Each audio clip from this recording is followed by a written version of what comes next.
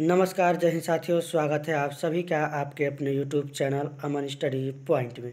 साथियों, इस वीडियो में यूपी टेट के हिंदी के महत्वपूर्ण 30 प्रश्नों को देखेंगे और यह आपका एक तरह से प्रैक्टिस सेट भी है और यह पिछले साल अक्टूबर 2017 में पूछे गए प्रश्न है। यहाँ पर एडिटिंग के समय थोड़ा सा मिस्टेक है। यह जो प्रश्न है अक्टूबर 2017 के हैं, 2017 के एग्ज़ाम में पूछे गए थे। आप लोग पेपर उठा कर देख लीजिएगा, जो भी हिंदी के प्रश्न हैं ये सभी प्रश्न आपको मिलेंगे उस प्रश्न पत्र में। तो चलिए शुरू करते हैं वीडियो को। और अभी तक आपने वीडियो को लाइक और शेयर नहीं किया है तो वीडियो को लाइक और शेयर कर दीजिएगा। अपने सभी दोस्तों और ग्रुपों में इस वीडियो को शेयर कर दीजिएगा ताकि सभी लोगों के पास यह वीडियो पहुंच सके। और आपको बता दें कि जब तक आपका यूपी का नोटिफिकेशन नहीं आता है, आप जो है किसी भी प्रकार का पेड कोर्स नहीं खरीदेंगे। अगर आपकी इच्छा है पेड कोर्स खरीदने की, अच्छे से तैयारी करने की, तो आप लोग खरीद सकते हैं। और आपको जो है यहाँ पर हमारे चैनल पर फ्री में, बिल्कुल फ्री में पूरे प्रैक्टिस सेट मिलेंगे। आपको संस्कृत और इंग्लिश के भी वीडियो यहाँ पर देखने को मिलेंगे। तो उसके लिए थोड़ा सा टाइम लगेगा। नोटिफिकेशन आते ही आपको इंग्लिश और संस्कृत की प्रैक्टिस सेट लगातार आपको इस चैनल पर देखने को मिलेगी। तब तक हम लोग CDP हिंदी और EVS के प्रश्न पत्रों को, जो प्रश्न पत्र है उसके प्रैक्टिस सेट को यहाँ पर देखेंगे। तो यहाँ पर जो है पहले ही गद्यांश दिया गया है, जिसको पढ़कर नीचे दिए गए प्रश्नों के जो है उत्तर देना है। यहाँ पर गद्यांश दिया गया है, आप लोग एक बार इसका स्क्रीनशॉट ले लेंगे। तो ये गद्यांश है।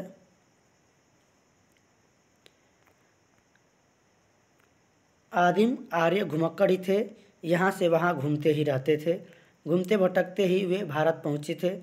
यदि घुमक्कड़ी का बाना उन्होंने न धारण किया होता, यदि वे एक स्थान पर ही रहते तो आज भारत में उनके वंशज न होते। भगवान बुद्ध घुमक्कड़ थे, भगवान महावीर घुमक्कड़ थे। वर्षा ऋतु के कुछ महीनों को छोड़कर एक स्थान में रहना बुद्ध के वश का नहीं था।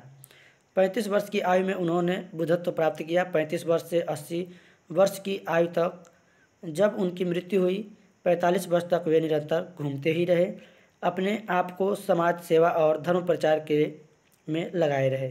तो आप लोग गद्यांश को स्क्रीनशॉट ले लीजिए और पूरा पढ़ लीजिए और इसको पढ़ने के बाद आप लोग आंसर देंगे।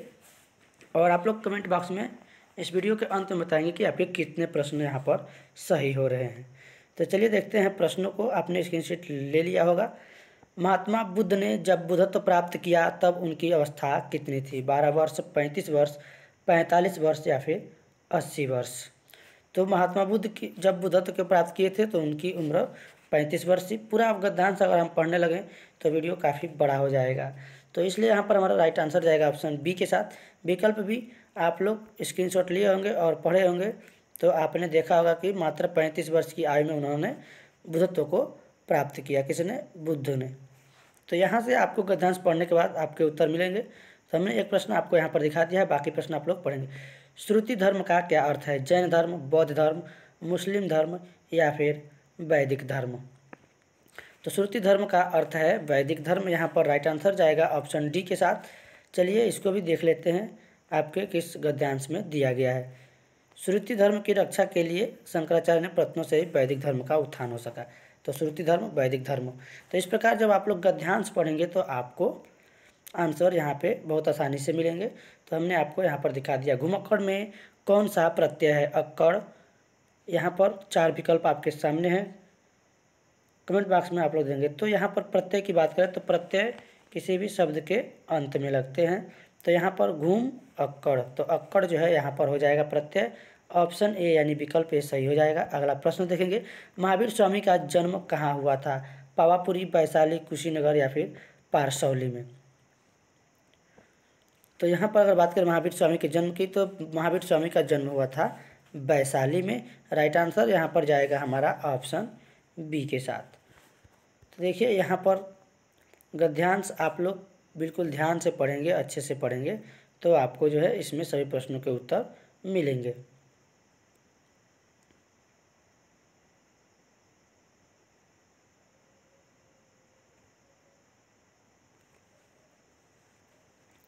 तो यहाँ पर आप देखेंगे दिशाओं को उन्होंने अपना अंबर बना लिया, वैशाली में जन्म लिया। ये महावीर के बारे में बात की जा रही है। तो इस प्रकार गद्यांश आप लोग पढ़ के उसका आंसर ढूंढेंगे।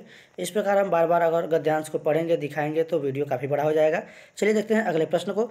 स्वच्छंद में कौन सी संधि है? विसर्ग संधि, दीर्घ संधि, गुण संधि या फिर व्यंजन संधि? तो इस प्रश्न का जो हमारा राइट आंसर जाएगा विकल्प डी यहाँ पर सही हो जाएगा, व्यंजन संधि। स्वच्छंद यहाँ पर इसमें व्यंजन संधि है। और संधि कितने प्रकार की होती है? मुख्य रूप से 3 प्रकार की, स्वर संधि, व्यंजन संधि और विसर्ग संधि। स्वर संधि को 5 भागों में बांटा गया है, जिसमें गुण और दीर्घ आते हैं, अयादि अड़ और एक और आता है, आप लोग कमेंट बॉक्स में बताएंगे।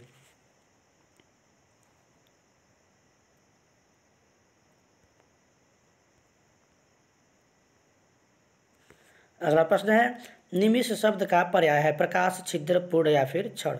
तो निमिष शब्द का पर्याय, इसका जो है अर्थ बताना है या फिर इसका आप पर्यायवाची भी बता सकते हैं। तो इसका अर्थ होता है, निमिष का पर्याय होता है क्षण। यहाँ पर विकल्प डी सही हो जाएगा। मुझसे उठा नहीं गया वाक्य में वाच्य है, कर्तवाच्य, कर्मवाच्य, भाववाच्य या फिर इनमें से कोई नहीं। उठा नहीं गया, सोया नहीं जा, खेला नहीं जाता, पढ़ा नहीं जाता, तो ये सभी भाववाच्य के उदाहरण है। यहाँ पर विकल्प सी हमारा सही हो जाएगा। इस प्रश्न का उत्तर जाएगा सी के साथ। अगला प्रश्न है, जिसकी पूर्व से कोई आशा न हो के लिए एक शब्द है। प्रत्याशा, अप्रत्याशित, अपरिमेय या फिर अनाहुत?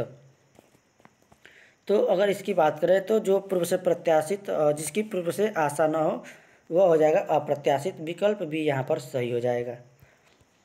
अगला प्रश्न है, 12 वर्ष लौ कुकर जीवे और 13 होल जिए सियार, यह पंक्ति किसकी है? विद्यापति, चंद्रवरदाई, नरपति नालह या फिर जगनिक?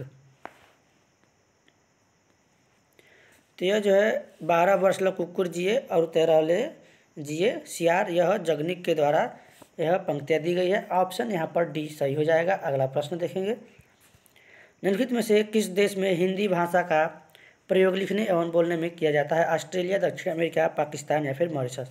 तो मॉरिशस में हिंदी भाषा का प्रयोग लिखने एवं बोलने में किया जाता है। यहाँ पर डी विकल्प सही हो जाएगा।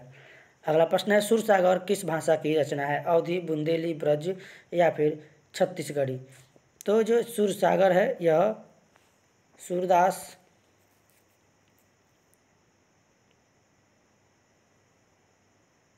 अवधि नहीं होगा, यह जो है हमारा चला जाएगा ऑप्शन विकल्प सी के साथ जाएगा, यानी ब्रज भाषा की रचना है। अगला प्रश्न देखेंगे, गोधूम शब्द का तद्भव है। तो गोधूम शब्द जो है यह तत्सम शब्द है, संस्कृत में गेहूं को गोधूम कहते हैं, तो गोधूम हो जाएगा हमारा गेहूं, यानी ऑप्शन ए यहाँ पर सही हो जाएगा। अगला प्रश्न देखेंगे, निष्कपट शब्द का संधि विच्छेद है। निर्धन कटप, निष्धन कपट।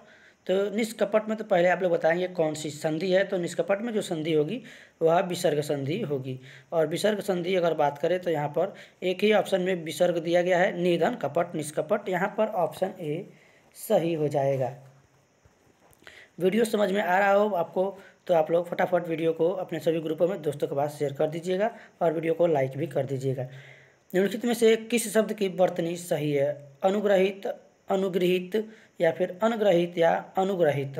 तो यहाँ पर शुद्ध और अशुद्ध शब्द वर्तनी की दृष्टि से पूछे जाते हैं, जैसे उज्ज्वल, कवित्री, कुछ ऐसे शब्द हैं जो बार बार परीक्षा में पूछे जाते हैं, रिपीट होते हैं।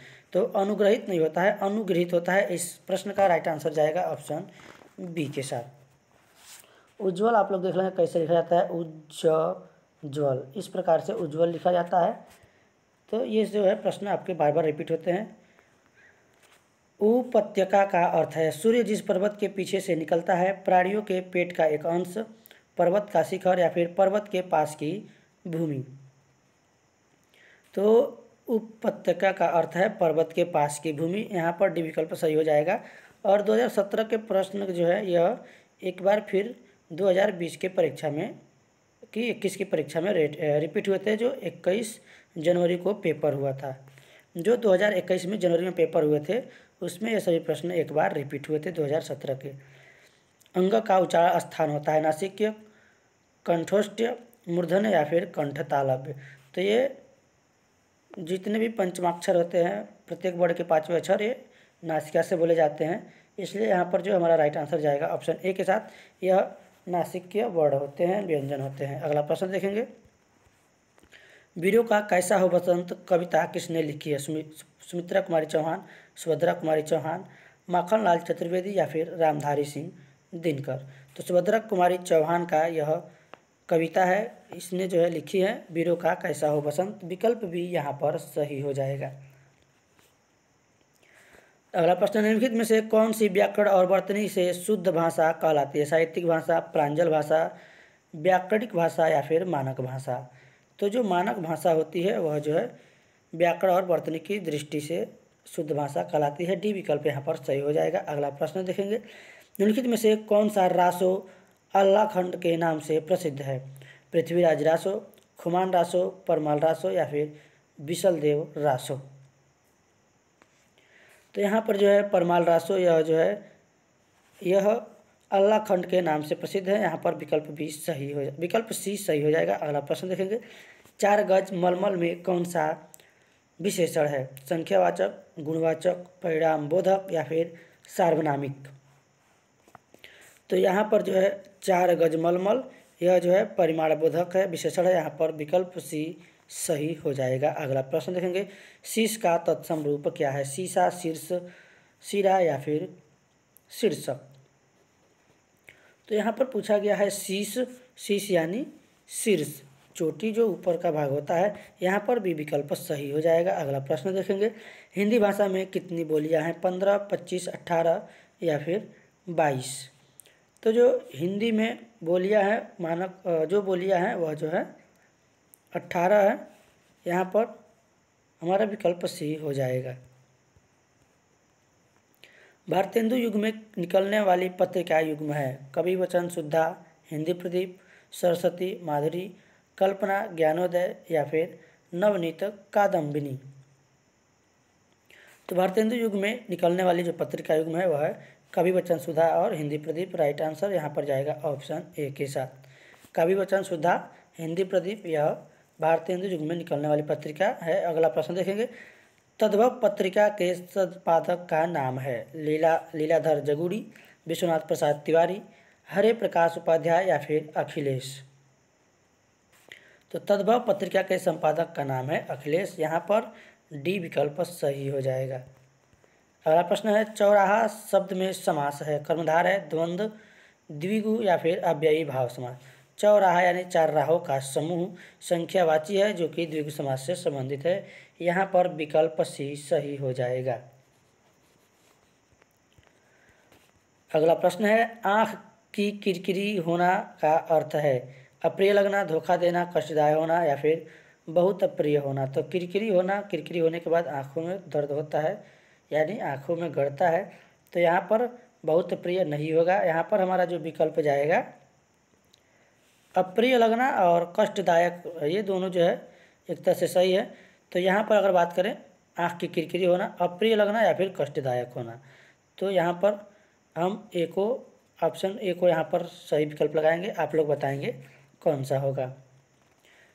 किरकिरी का मतलब है कि आँख में जब किरकिरी पड़ता है तो काफ़ी कष्ट भी होता है और एक तरह से इसका अर्थ है अप्रिय लगना यानी अच्छा ना लगना। तो यहाँ पर आप लोग कमेंट बॉक्स में बताएंगे आपके हिसाब से कौन सा सही होगा। निम्नलिखित में मौखिक अभिव्यक्ति का रूप है? शुद्धवर्तनी, सुलेख, श्रुतलेख या फिर आशु भाषण।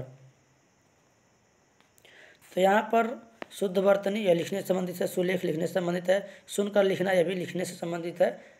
तो यहाँ पर मौखिक अभिव्यक्ति का रूप हो जाएगा आशु भाषण। विकल्प डी यहाँ पर सही हो जाएगा। अगला प्रश्न है, अपेक्षा का विशेषण रूप क्या है? सापेक्ष, उपेक्षा, निरपेक्ष या फिर अपेक्षित। तो अपेक्षा का जो विशेषण रूप होगा अपेक्षित हो जाएगा। विशेषण पूछा गया है न कि विलोम पूछा गया है। विलोम पूछा जाएगा तो उपेक्षा हो जाएगा। तो यहाँ पर डी विकल्प सही होगा। अगला प्रश्न देखेंगे, स ध्वनि का उच्चारण स्थान है? स जिससे वर्डजिन वर्डों के उच्चारण में गर्म वायु निकलती है वह जो है यह तालु से जो है उच्चारित होते हैं, स। तो यहाँ पर हमारा सी विकल्प सही हो जाएगा।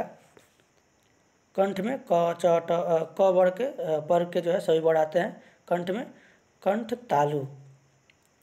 तो यहाँ पर सी विकल्प सही हो जाएगा। अगला प्रश्न देखेंगे, मुर्दा में यहाँ पर ये वाला स वर्ड आता है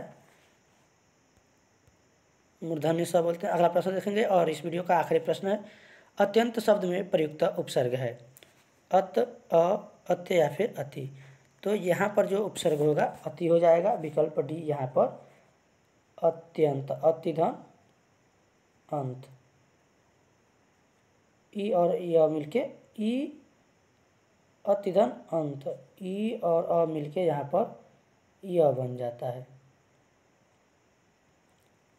ई और अ मिलके यह बन जाता है, ये आधा त में परिवर्तित हो जाता है तो यहाँ पर जो है सभी 30 प्रश्न समाप्त हुए। और वीडियो कैसा लगा कमेंट बॉक्स में आप लोग ज़रूर बताएं, और वीडियो पसंद आए तो वीडियो को लाइक और शेयर कर दें ताकि वीडियो आपके सभी दोस्तों के पास पहुंच पाए। और चैनल पर पहली बार हैं तो चैनल को सब्सक्राइब कर लें। धन्यवाद। जय हिंद।